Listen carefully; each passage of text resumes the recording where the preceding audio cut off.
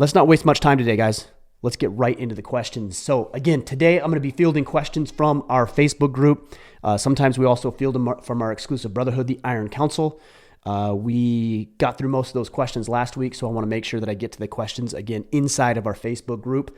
I've got some good ones here today, and I've also got some not so good ones, but I'll skip those so you won't know what those are. And we'll go for about an hour or so, and we'll get to as many questions as possible. And if I know the answer, I'll give the answer, or at least my opinion. If I don't know the answer, I'll still give you my opinion, and then you can debate with me on whether or not I'm right. All right, guys, let's get into it. Now, usually Kip reads the names, and I give him a hard time for butchering these names. Since he's not here, I'm going to be reading the names, and I will likely butcher these names. So if I do, I apologize, but it is what it is. So first one, Mike Villanevu. See, I'm going to mess these up right off the bat. He says, knowing what you know now, if you could go back and completely redo your life, would you? The answer to that is very simply no. I would not redo my life. Number one, you can't. So I don't play the game. I don't play the game of like, what if you did this? What if you had this? If you could go back and redo your life or change your life, what would you do? I'm just telling you that's an exercise that is not practical, obviously. It's a lot of times kind of a waste. What I would suggest, rather than worrying about what you would redo, is ask yourself what I learned. That's significantly more valuable than saying, what would I redo? So you have these negative life experiences, whether it's a divorce or, you get into some sort of trouble, whatever it may be. Instead of saying, oh man, I wish I could redo that and dwelling on the past, I want you to be forward thinking. And forward thinking says, okay, here's what happened. Here's where I messed up. Here's what went wrong along the way. What can I learn from this experience? And now how can I be better moving into the future? That is a significantly better exercise than what would you redo? What would you start over, et cetera, et cetera.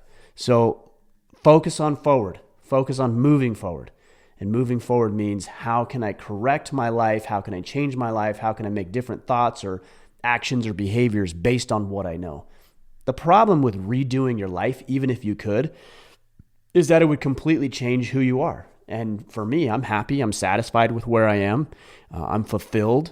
I've got a lot more to do. I understand that and realize that, but I'm not willing to change any element of my life. And if I were to go back and redo something, it'd be like the butterfly effect and just change every other thing about my life. And again, I'm not interested in doing that. So learn, grow, expand. What's happened.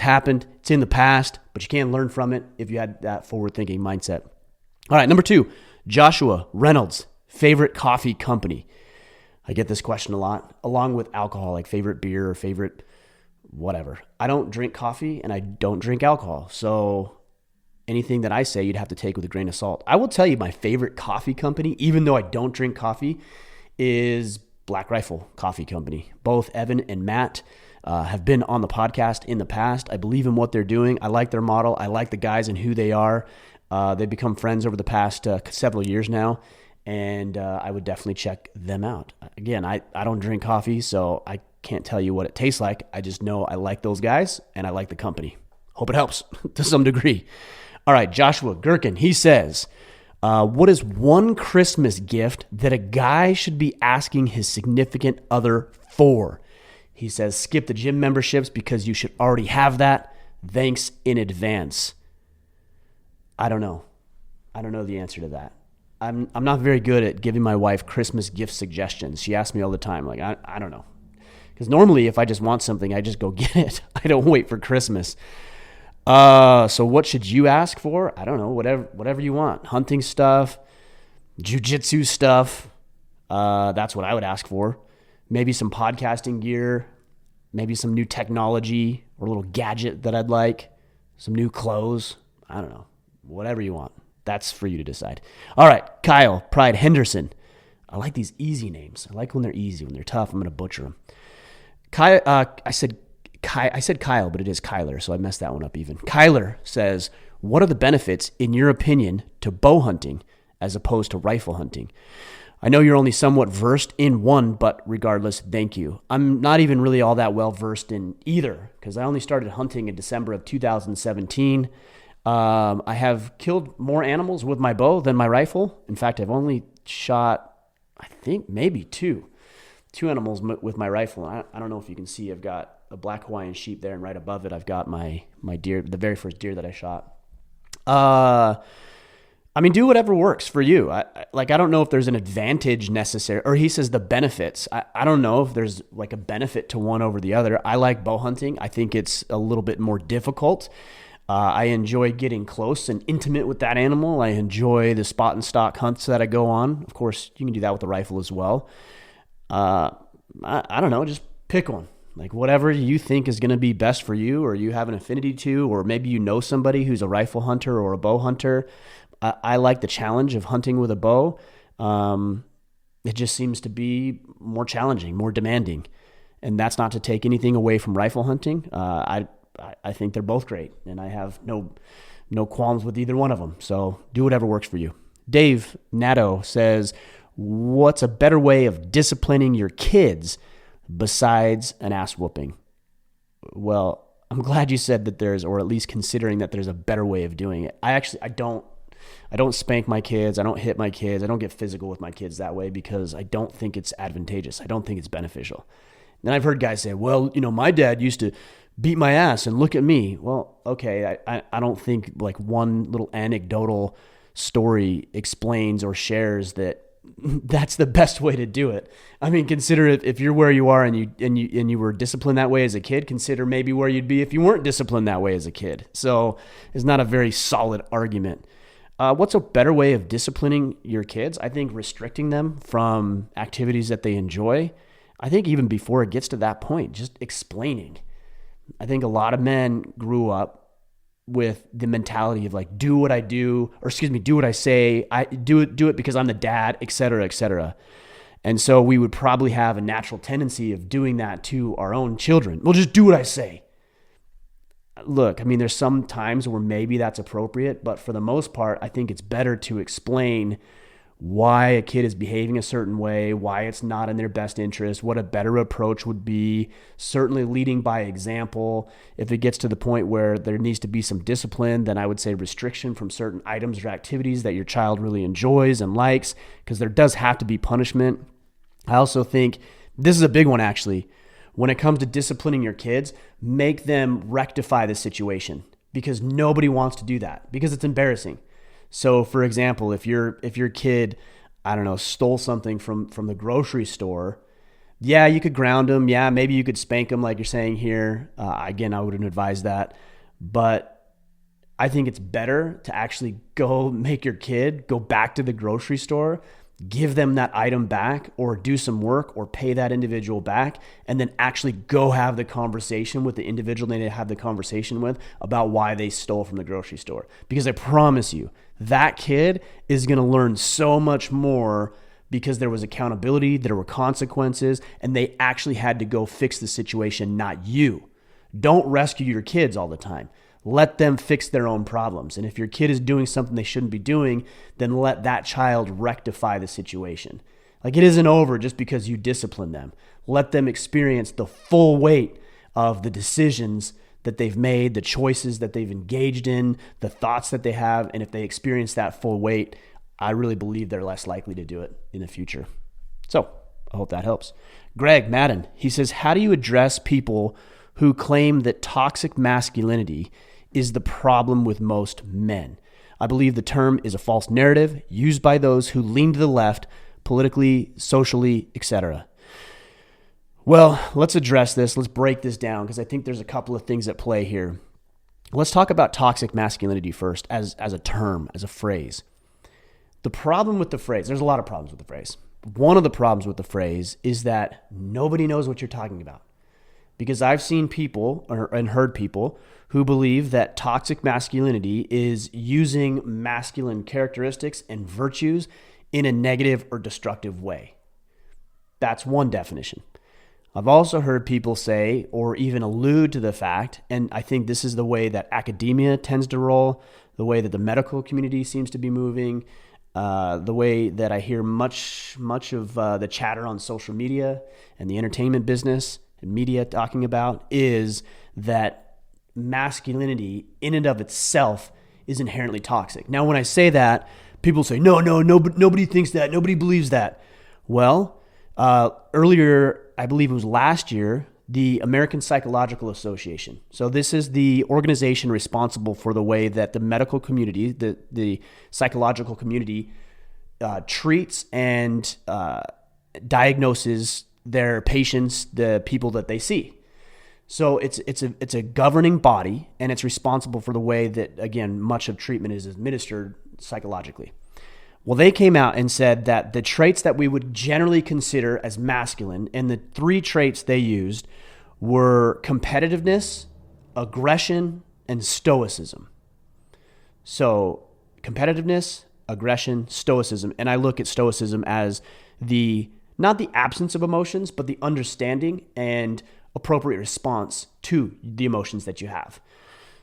So they're saying that somehow those traits that I would consider inherently masculine are somehow destructive or dangerous to our young men. So when people say, no, nobody thinks that's what they're saying, hear me on this, the American Psychological Association believes that the characteristics that we would generally consider as masculine are somehow inherently destructive and damaging. So when somebody says nobody thinks that, you're wrong. Millions and millions of people believe that masculinity in and of itself is toxic. And that's part of the reason I don't subscribe to the term, is because when people say it, I don't know what they mean.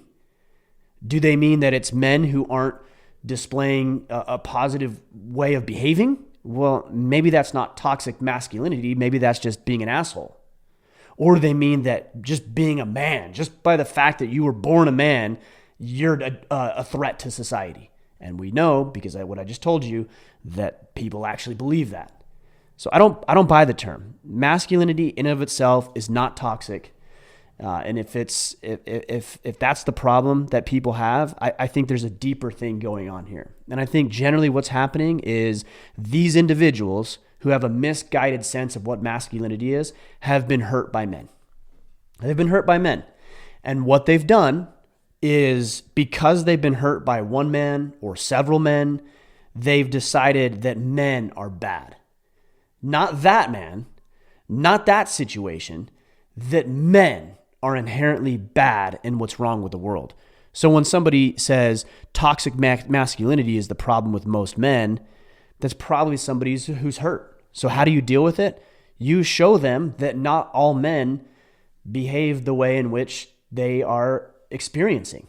Again, that doesn't mean toxic masculinity. It just means that guy was an asshole or abusive, or he had his own issues that he needed to work out.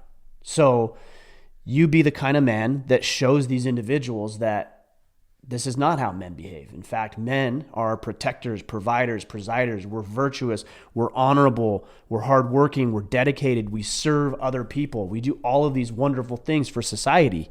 And in fact, much of society was built on the backs of men. And people say, that's the patriarchy. Call it what you want. The fact of the matter is that society was built on the backs of men.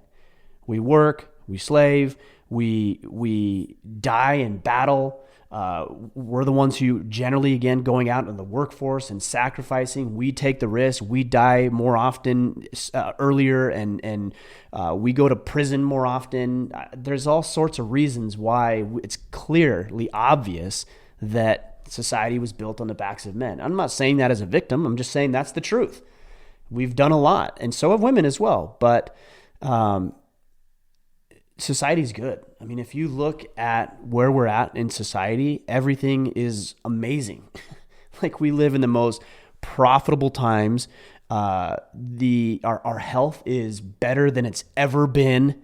In fact, it was interesting because I saw that, I think it was just this year, that in America anyways, and I'm not sure if this is globally, but in America, our life expectancy has decreased for like the second or third year in a row. And so you could look at that and say, well, see, that's a problem with the health system. No, it's actually a symptom of the times in which we live. Why? Because people are fat. People are out of shape. They're overweight. They don't work out. They don't eat right.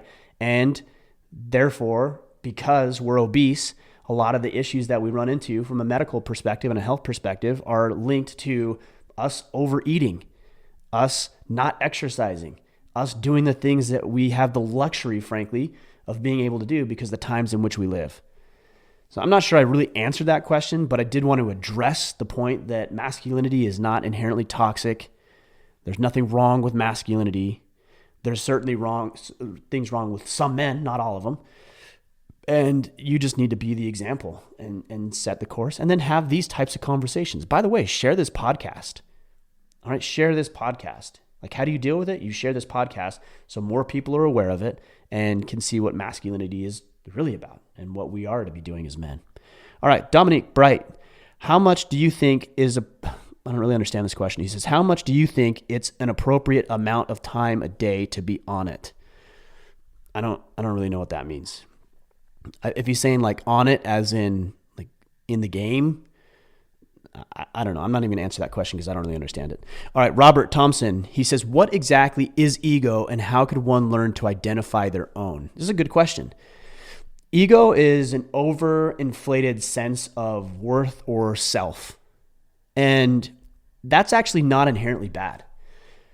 If you want to be successful, there has to be some sort of ego in your life. You have to be arrogant enough to have the audacity to believe that you can succeed in spite of having no track record of success, which is an interesting thing because most people think, well, ego, arrogance, that's bad. And it can be if it's taken to the extreme. That's the difference. If it's taken to the extreme, then you're going to create blind spots in your life. You're not being truthful about who you are and your performance, and that creates problems.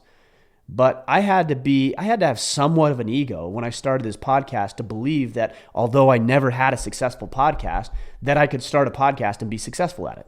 Like, what in my right mind would even illustrate or suggest that I could be successful in this arena? So there has to be some level of ego. And if it isn't, you're probably just going to tuck tail, hide in the corner, not put yourself out into the world, not try to get a promotion, and really, frankly, just not think all that highly of yourself.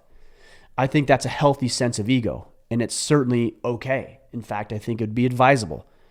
Now, how could one learn to identify their own? I think you look at your results.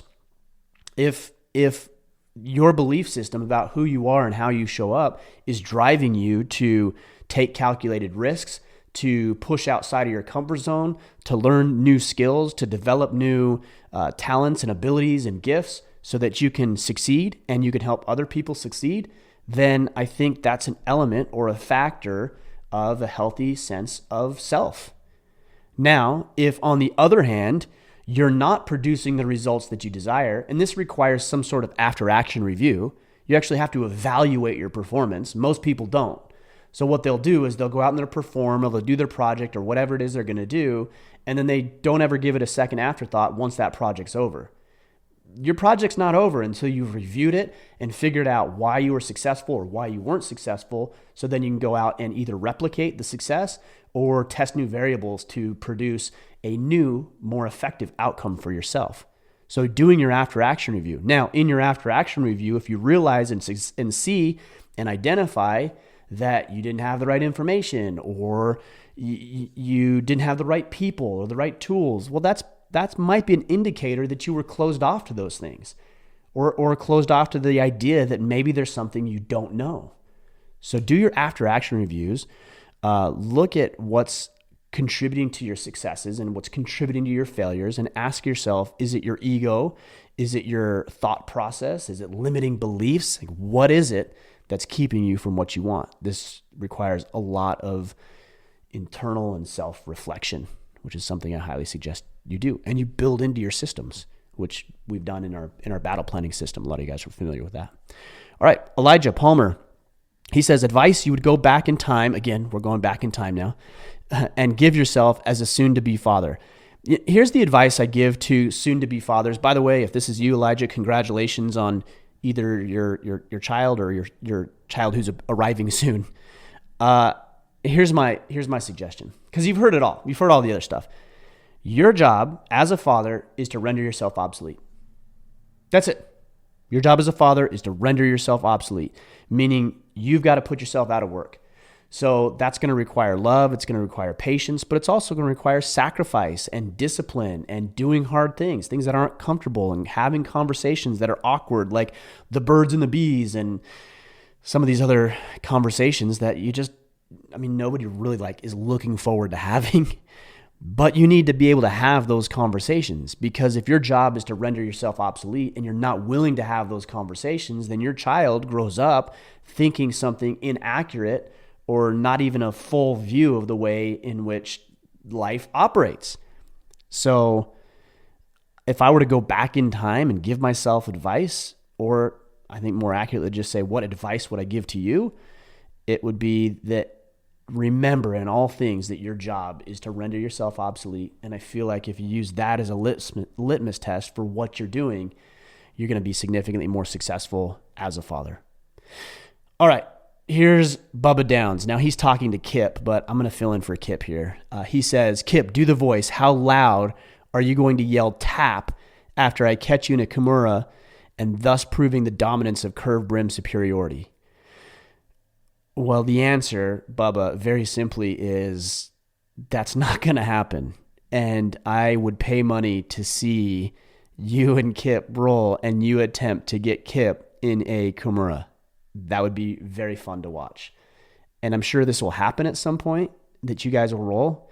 And I just want to make sure that you ensure that I'm there when that happens, so I can see how this all goes down. All right. Mitchell Mashuri says, how to teach boys to become men in different age groups from 2 to 15, I'd say. That would be a good podcast. All right, well, I'm not going to do a podcast on it because we're doing the Ask Me Anything right now. In fact, if you go back, there's a podcast, and you type this in, do a search for it.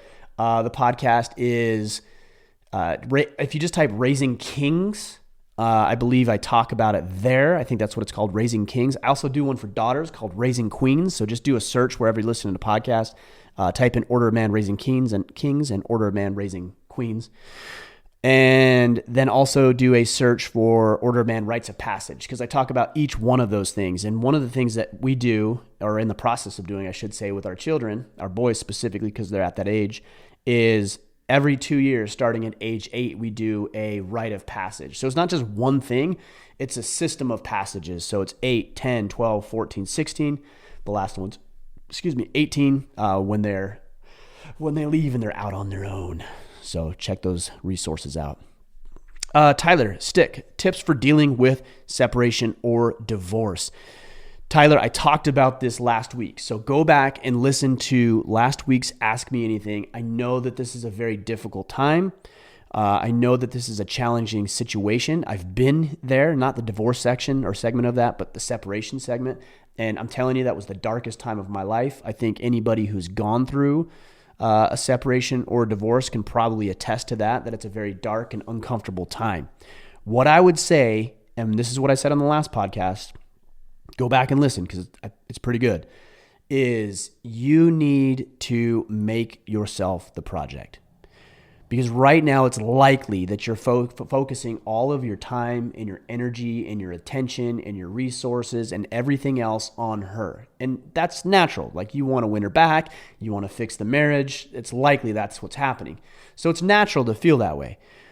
It's counterproductive, though. It's not going to work. In fact, the more that you focus on her, the greater wedge you're going to drive between you and her. So rather than focusing all your time and attention and energy on her, rechannel that, redirect it to yourself. Focus on yourself. Exercise, find good friends, develop a new hobby, read a lot of good books, secure a promotion, start a business. These are all the things that you should be doing right now, making yourself the project. We as men are builders. And a lot of the times we focus all of that energy externally and we build these external things. I'm suggesting that you focus it internally, at least for now, to some degree, and begin to build up who you are as a man, so that if this relationship works out or another one down the road, that you will be in the best possible position as an individual and sovereign man to be the type of husband, father, leader, head of your household that you have a desire to become. So go back and listen to that last podcast, but generally, that's what I would suggest. And all will work out the way that it's meant to. Rob Butler, he asks, are sports such as the NFL, MLB, etc., just a distraction from what we should actually be doing? The answer is they can be. They can be. It's as simple as that. Because you could actually say that about anything, right? You could say, is podcasting a distraction from what you should be doing? Is going to the gym a distraction from what you should actually be doing? The litmus test on that is whether or not it's serving you and moving you in the right direction. So if you're going to go to an NFL game with the buddies and hang out and have a great day, is that helping you? Yeah. Yeah, I think it is. Because you're building camaraderie with friends, you're having a good time, you've got some entertainment, and all is well. That's a good thing. Now, if you spend all weekend, Saturdays for college, Sundays for NFL, and you spend all weekend watching every possible game, and you've got 200 channels so you can catch the highlights, and you're switching between games back and forth, and you're ignoring your wife, you're ignoring your kids, you're not doing what you should be doing with regards to projects or work, things like that, then of course, that's a distraction. So I can't determine that for you. I can't tell you, yes, it's if you watch any football, it's a distraction. I'm not going to say that. I mean, there's things that I do that, I just like some entertainment, right? I just want to be entertained. I want to have a good time. I mean, that's watching a movie or watching TV or doing a puzzle, which is something I like to do with my wife. Like, there's nothing wrong with being entertained. There's nothing wrong with going to watch a movie or watching a football game with your favorite team. Like, I don't see anything wrong with that.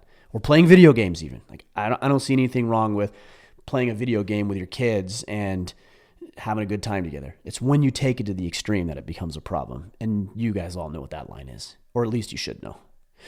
All right, Sean, Kaz, you mentioned in your last podcast that you tasked yourself with asking for a discount wherever you would make a purchase. What realization made you identify that you could improve in this area? Can you share any other specific tactics you have used to get out of your comfort zone? It wasn't a matter of improving in the area of asking for discounts or securing discounts.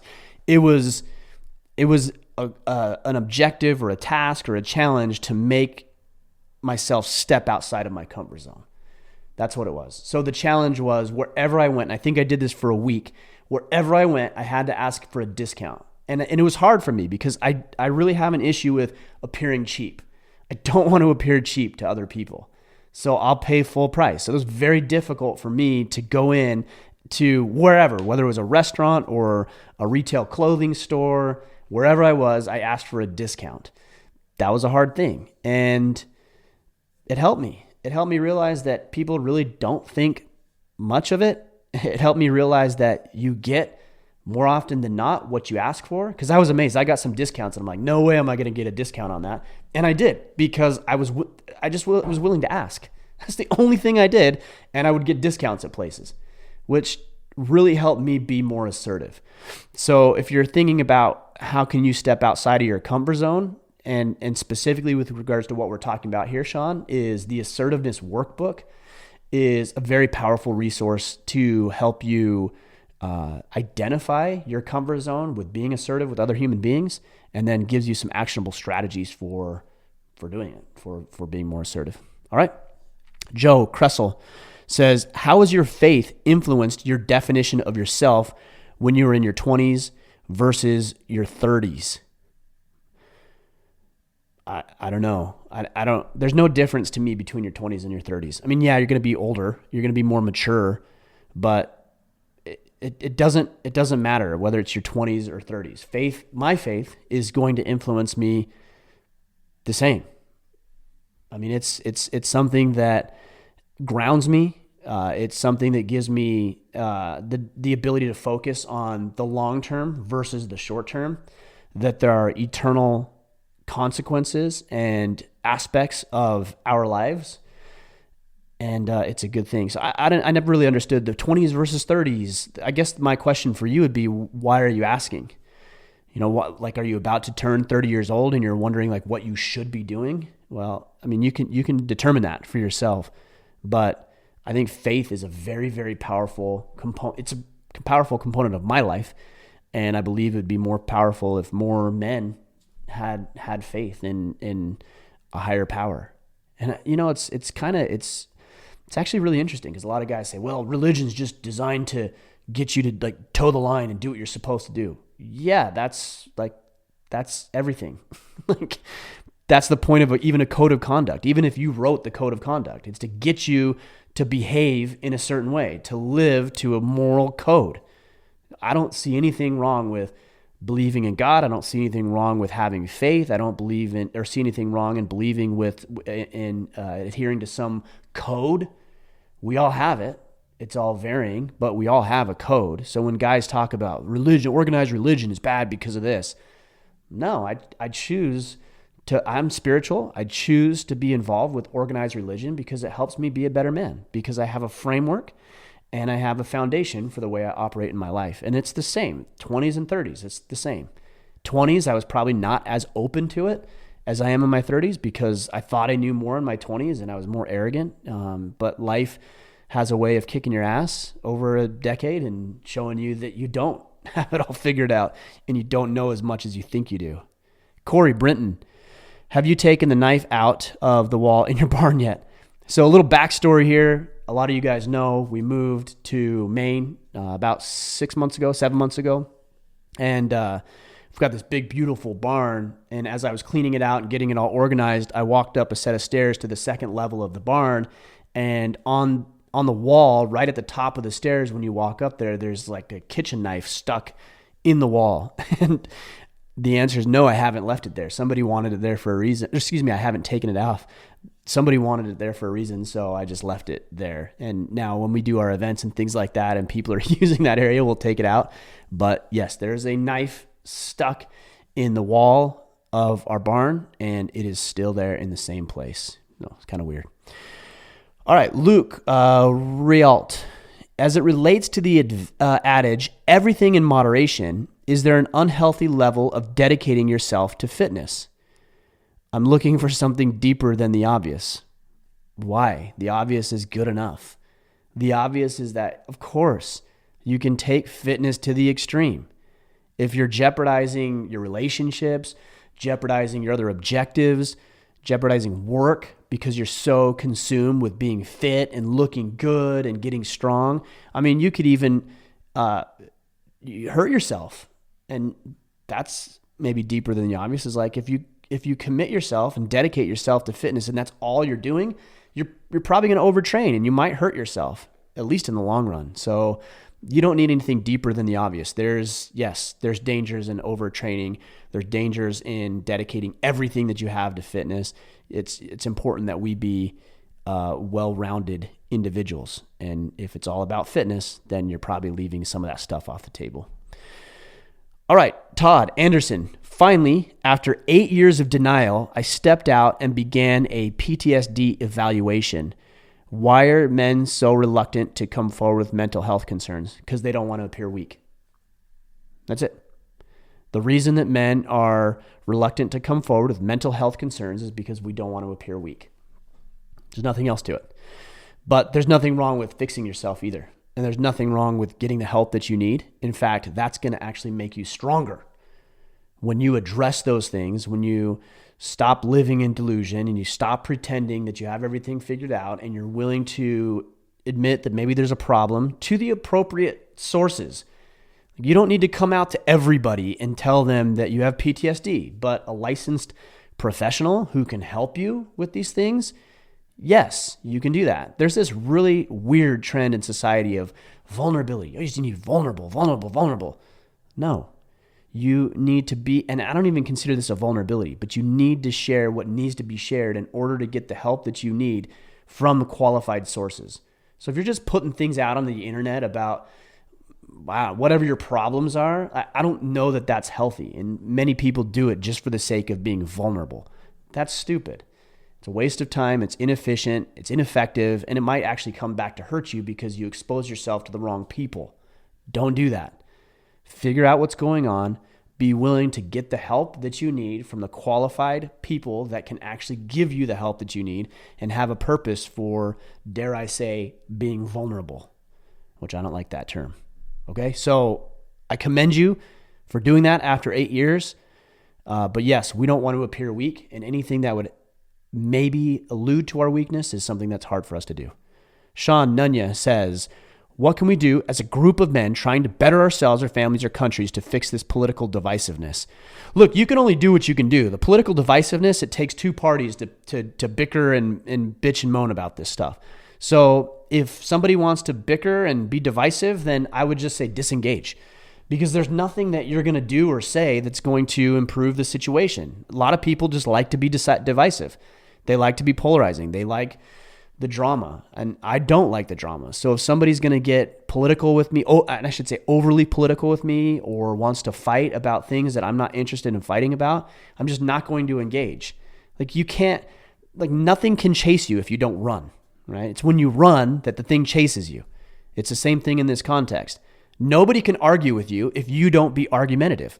So if somebody begins to argue with you, and it's not grounded or it's not respectful or intelligent, then just don't argue back. And that's how you fix the divisiveness. And then you also be an example in your family, in your community, your country, like you're talking about here.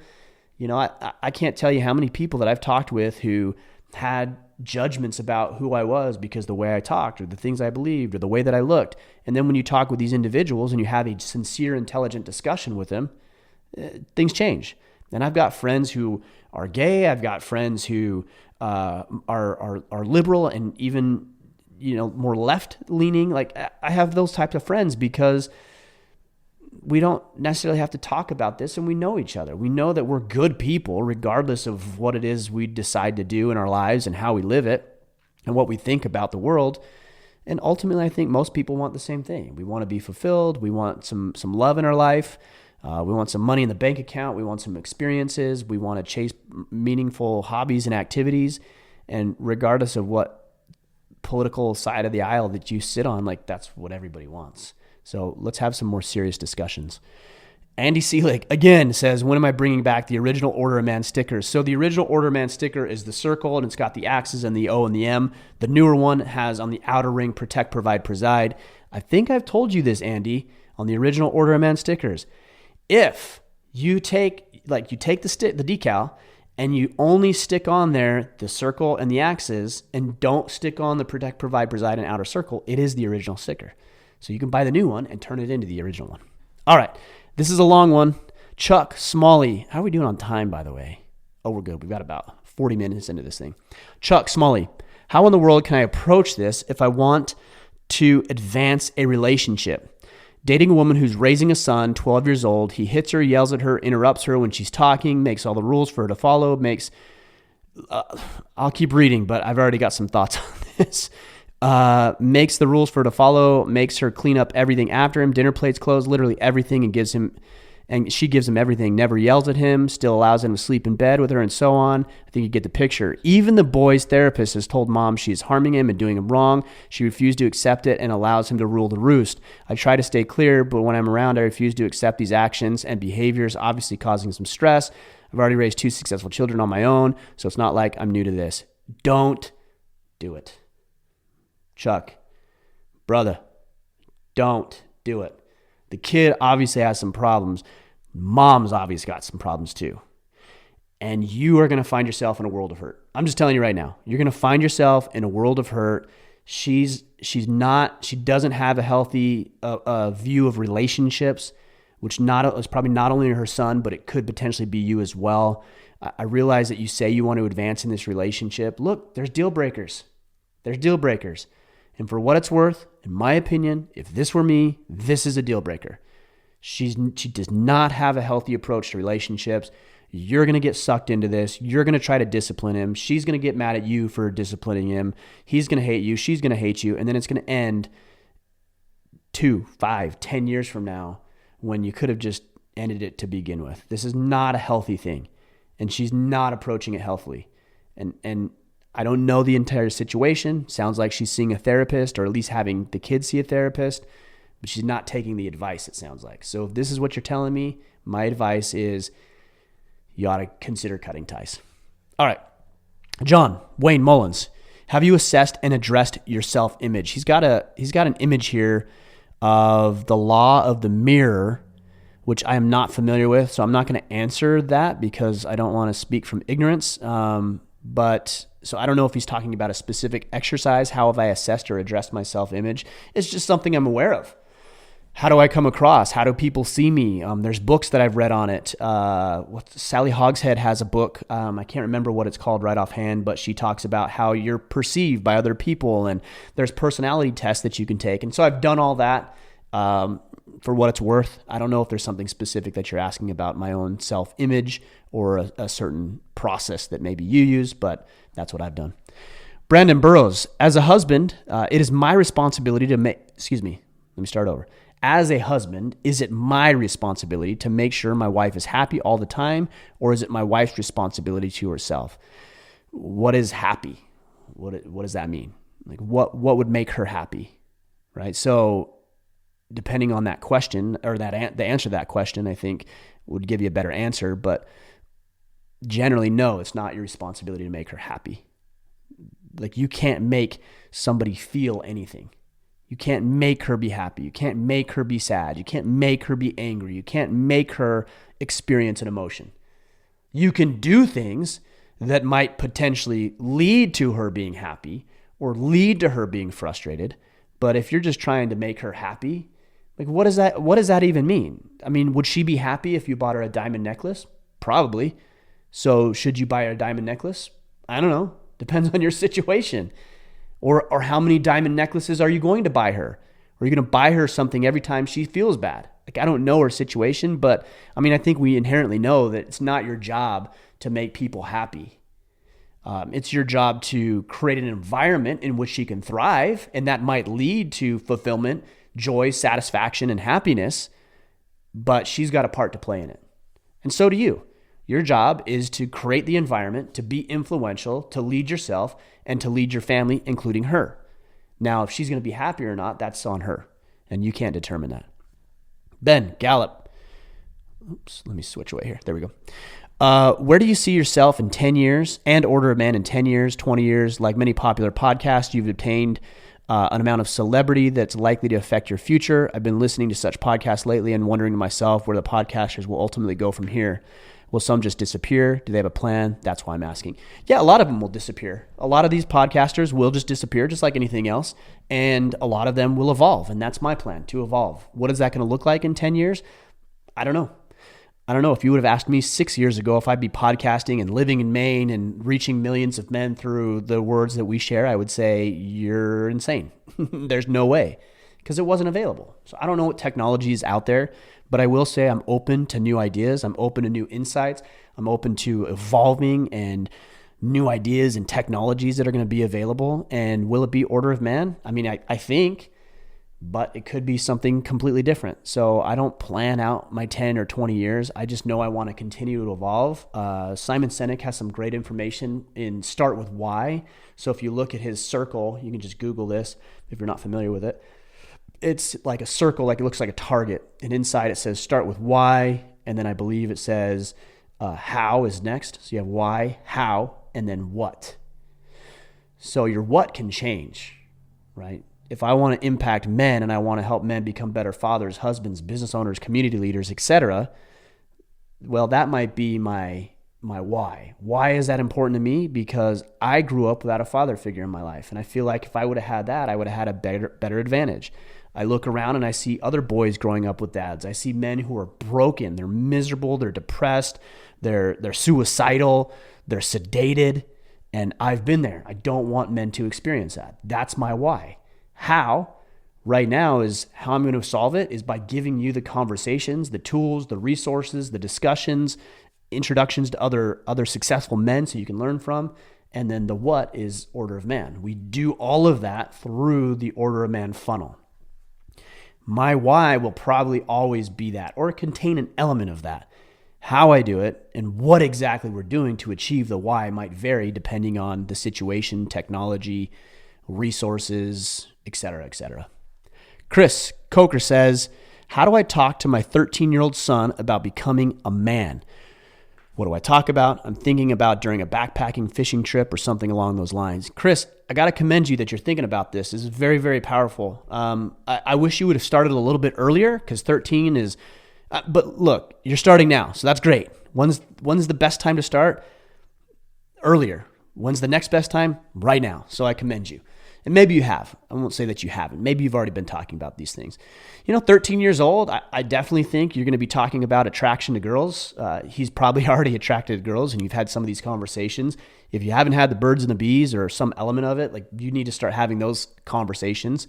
Definitely pornography, drug use and abuse, being influenced by your peers. Start thinking about the future and what your son might want to do. I mean, look, 5 years away, he's gone.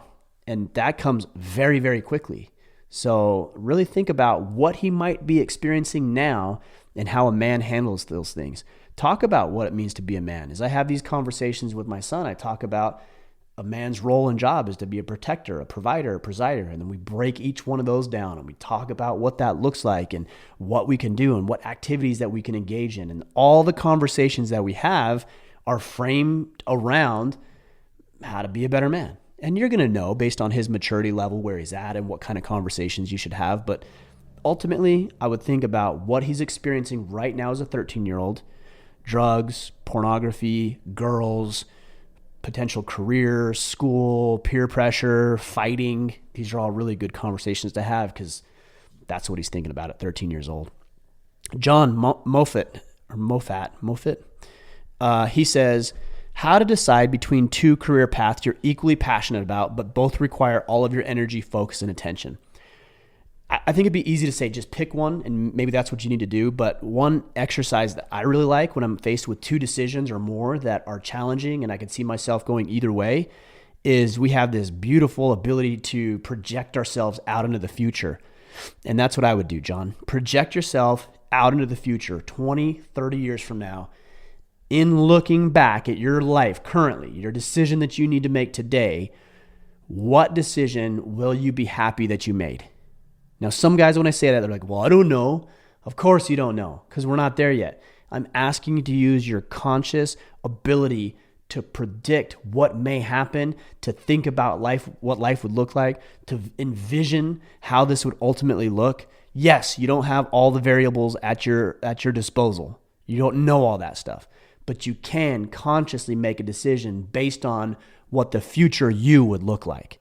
So again, go out 20 to 30 years from now, look back on your life today, and ask yourself, what decision will you be happy that you've made? And when you come to the conclusion, take that path. By the way, you can always change paths. So if you choose this one path and you realize very quickly or even 5 years from now that that wasn't the path for you, you can pivot. And that's okay. It's acceptable. In fact, if you find out that that's what you should be doing, then it's encouraged. Sean Wilton, I have a bad habit of saying I will do things to please. Let me start over again. I have had a bad habit of saying will do things to please others.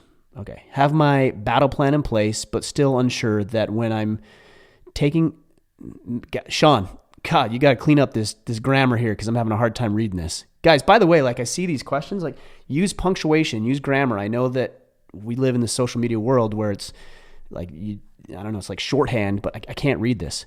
Having my battle plan in place, but still unsure that when I'm taking on an activity, if I'm doing it for me or secretly to please others. Okay. How do you know the difference? Thanks, Sean from New Zealand. All right. Thanks for the question. Guys, we've got to clean up the grammar stuff like that. I actually think that's really important. I wish more guys would do that. And it's pretty amazing when I see some of these questions. All right, Sean, here's how you know the difference, whether or not you're doing it to please others. What is your motive?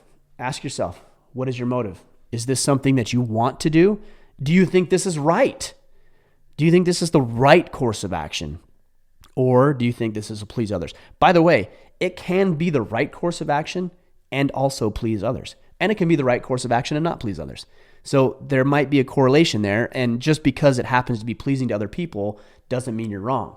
So ask yourself, what is in your best interest? What is in the best interest of the project that you're working on, the path that you're pursuing, and then start working towards those things. Place the mission first. If the mission comes first, then the way that you communicate with others is going to vary based on what the objective is. In my relationship, for example, my marriage, the mission is to create a happy, thriving, fulfilled relationship.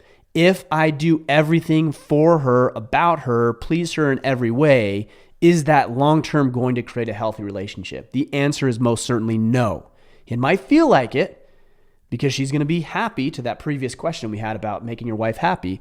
It might feel like it, but long-term, if you do everything for your wife, it's not sustainable and it's going to create an unhealthy dynamic. So ask yourself, what is the objective? And how do I need to treat people? What activities do I need to engage in? What practices do I need to employ in order to ensure that the objective and the mission is met? All right. I think we're getting close on time here. I think I'm going to take 2 or 3 more. Sean Samartano says, what kind of beard is best? There is no best kind of beard. It's whatever you like. Jason King, will you guys ever put out a workout routine? The hardest part for me about working out is choosing what to do and when. Also, side note, a meal plan. No, I will likely never put out a workout routine. Like, there's plenty of stuff. I mean, you post that in the Facebook group. You find all kinds of questions, all kinds of answers. But no, we likely won't do a workout routine.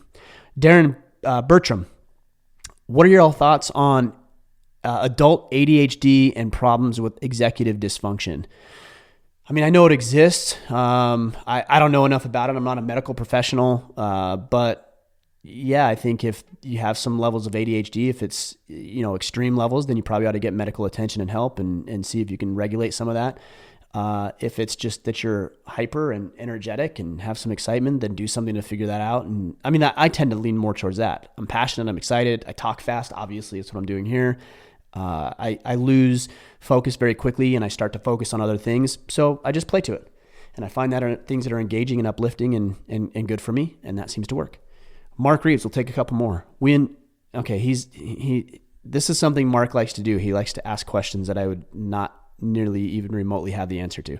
Just Google your question. Rick Diamond, what are your suggestions for those of us trying to create our own men's groups? How should we grow it? Well, just do what I did. That's very simple. Just do what I did. Have it revolve around a mission or a purpose or an objective. Invite other people. Be engaged. Get the guys asking questions. Have them invite their friends. Share things that are valuable to them. Ask what's important. Create solutions. Just do what I did. John Stambaugh, I should say. Hey Ryan, been looking into growing my tribe, and along with that, looking for mentors. I'm a well-established in my industry, but I want to grow further, both personally and professionally. As a seasoned business owner, where should I look for this type of resource? And should I expect to offer payment? Yeah, you should.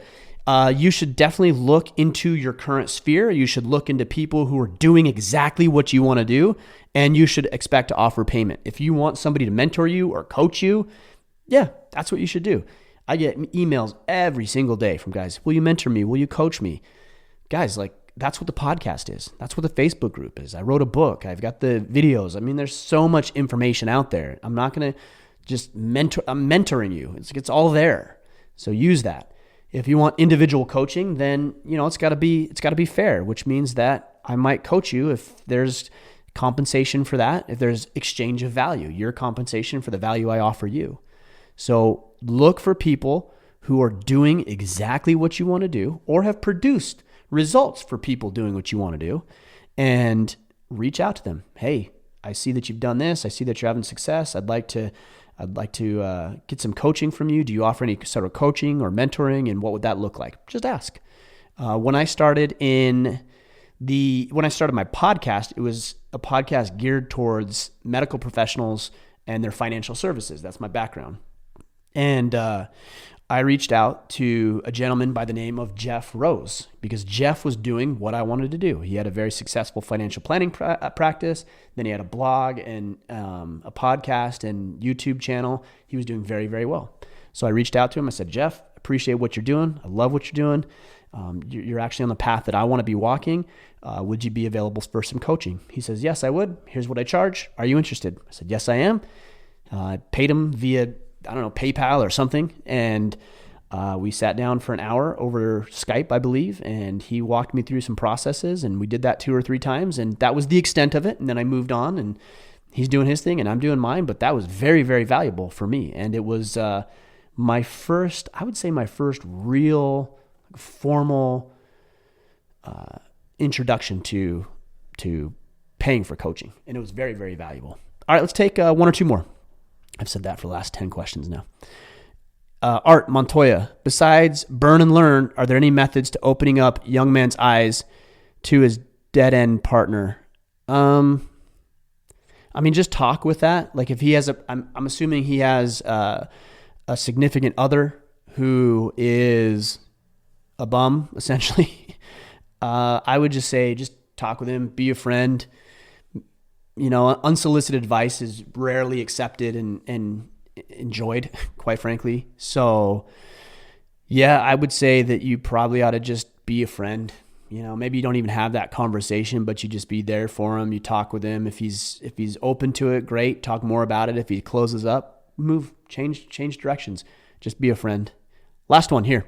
AJ Jones, how often do you try to disconnect from technology since you run a digital company? I'm thinking of starting a digital venture, but wanted to avoid being consumed by social media and whatnot. Well, I try to disconnect in the evenings, and I also try to disconnect on the weekends. A lot of people will reach out on the weekends, and then they'll get upset that I don't answer them back within 24 hours. It's like, it's Sunday. I'm not gonna do a bunch of emails and everything else on Sunday, so you just wait for tomorrow.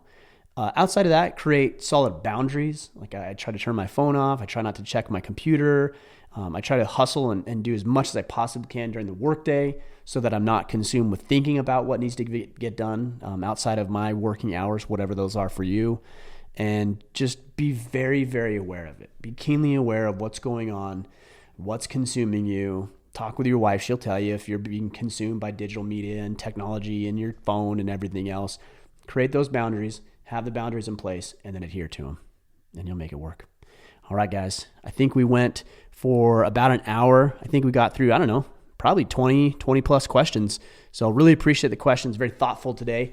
Hope you enjoyed the answers. I hope they serve you and help you in some way. We've got a lot more questions here, so we'll be answering those next week. Yeah, I've got a ton more. Like I said, we'll be answering those next week. And glad that you're banded with us. Join the Facebook group. Consider joining our exclusive brotherhood, the Iron Council. That's going to be a powerful resource for you as well. You can do that at orderofman.com/Iron Council. If you want to support us and shop for stuff, then go to store.orderofman.com, including this hat. This is our brand new hat, and it's done very, very well. We have 2 color iterations, this one and a blue one. So go check those out, store.orderofman.com. All right, guys, thanks for being in the battle and the fight with me. We will be back on Friday for our Friday field notes. But until then, go out there, take action, become the man you are meant to be.